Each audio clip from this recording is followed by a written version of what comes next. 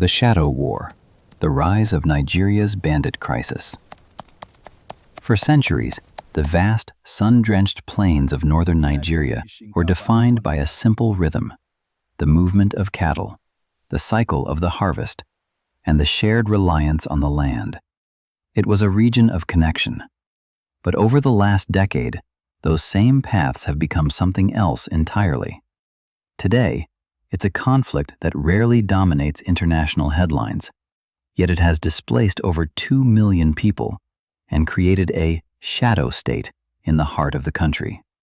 This isn't just about crime, it's about a structural collapse. This is the story of how a resource dispute morphed into a regional war, and why it's so difficult to stop. To understand the crisis, we have to look back at the early 2000s. Climate change wasn't just a buzzword here, it was an existential threat. Desertification pushed pastoralists further south, shrinking the traditional grazing routes that had existed for generations. What began as localized arguments over water and land ownership turned into a cycle of reprisal. When the state failed to mediate, people took justice into their own hands. Vigilante groups formed, and in response, pastoralist communities began to arm themselves. By 2011, the bandit was born, not as a soldier for a cause, but as a predator of a failing system.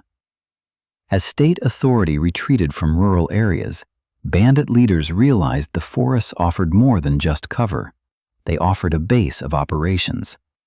The conflict moved from the farms to the ungoverned spaces, the massive forest reserves like Rugu and Kamuku. This became a war economy.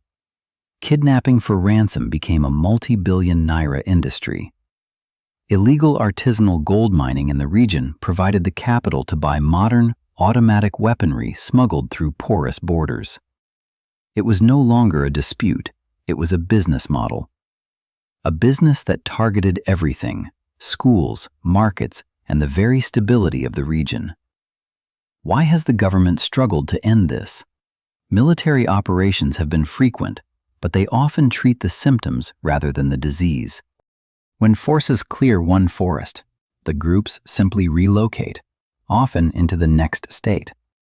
It's a game of whack-a-mole across thousands of square kilometers of dense, unforgiving terrain.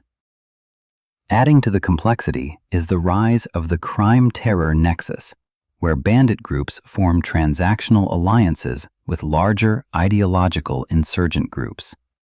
The lines between a common criminal and a militant have blurred. There is no military solution that alone will bring peace. Recent attempts at community-led negotiations show that trust is the most valuable and rarest currency in this region. But as long as the underlying factors, poverty, youth unemployment, and the lack of state presence remain unaddressed, the shadow of the bandit will remain. The story of northern Nigeria is still being written, and while the conflict is rooted in the past, the resolution depends entirely on the future.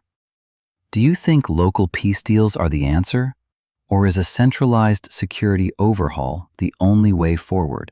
Let me know in the comments.